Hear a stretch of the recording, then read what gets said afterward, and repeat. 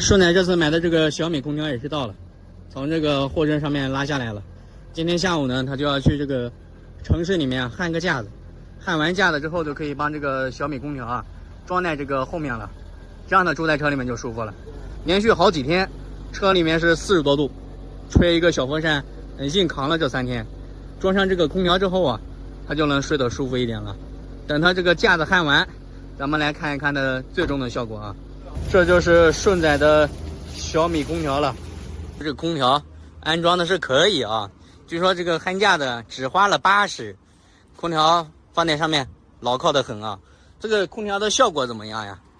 打开看一下呗，顺仔，看一看这个空调的效果。这个，哦哟，开着呢，26度啊。